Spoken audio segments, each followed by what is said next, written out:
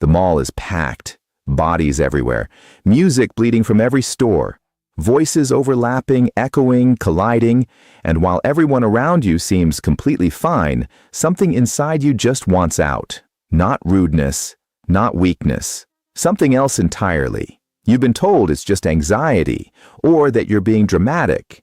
Maybe someone suggested you simply need to get out more.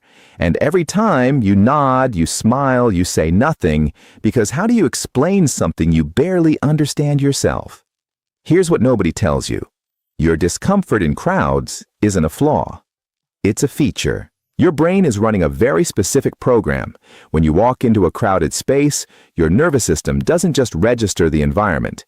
It begins calculating exits, distances between bodies, noise levels, potential disruptions. It processes hundreds of micro signals at once, all before you've even found a place to stand. Scientists refer to this as heightened environmental sensitivity, a brain that refuses to ignore what other brains simply delete. And here's the part most people never consider. This has almost nothing to do with crowds themselves. It's about predictability. When you're surrounded by dense, moving, unpredictable people, your brain loses its ability to model what happens next. Who bumps into you? Who raises their voice without warning? Who suddenly fills your personal space? Your nervous system is wired to require a baseline level of environmental control in order to feel safe. Crowds remove that baseline entirely, and your brain responds the only way it knows how. That's not a malfunction. That's design. Now here's the part that might genuinely surprise you. Studies suggest that people who avoid crowded spaces frequently have more active threat detection systems.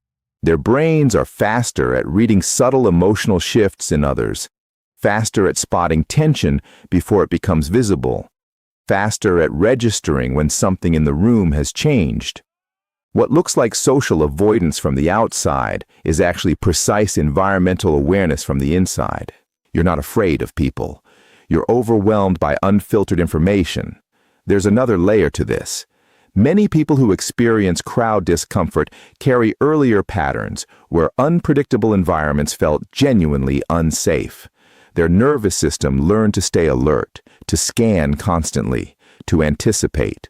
That protective response never fully switched off. It simply followed them into adulthood, into every crowded train, every overwhelming party, every loud and unpredictable room. And that explains everything. Your avoidance wasn't learned from weakness, it was learned from experience. The version of you that struggles in crowds isn't broken, it's protective, it's precise. It remembers what mattered and never stopped paying attention. You aren't missing life by avoiding overstimulation. You're preserving something most people quietly surrendered without even realizing it. The real question isn't why crowds overwhelm you. It's why everyone else stopped noticing they should.